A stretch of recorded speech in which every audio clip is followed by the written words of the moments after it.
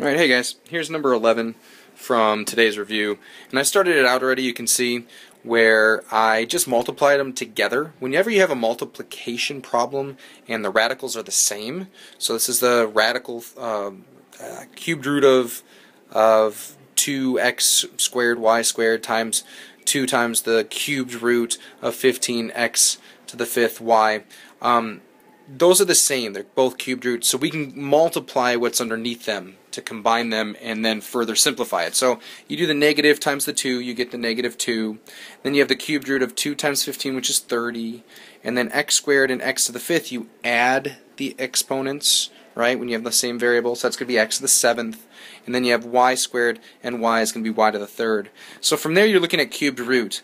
And when you are working with you're working with the variable x to the 7th right there, you want to see, can you divide 7 by 3? You can't, right? You can't do it and get a whole number. So you have to like break that up. So what is a close number to 7 that you can divide by 3? So in my mind I'm thinking 6. So I'm going to break that up to x to the 6th times x. Alright? Because I can do the x to the 6th power.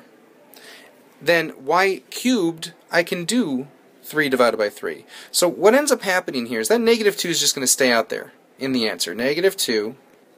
The x to the 6, 6 divided by 3 gives you the x squared. Y cubed, you're going to do 3 divided by 3 is just 1, so you're just going to have a y out. That's going to come out of the radical now. The 30, you can't break that down in any type of way. You can't break that down to a cubed root. For example, we know the cubed root of 8 is 2. 8 doesn't go into 30.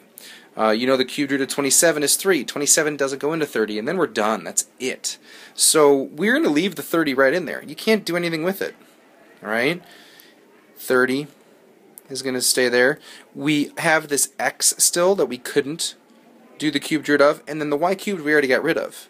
So that gets us to your final answer right there. Alright? Negative 2 x squared y times the cubed root of 30x. That's it. I hope that helps, at least hearing me talk about it, so that now you guys have number 11.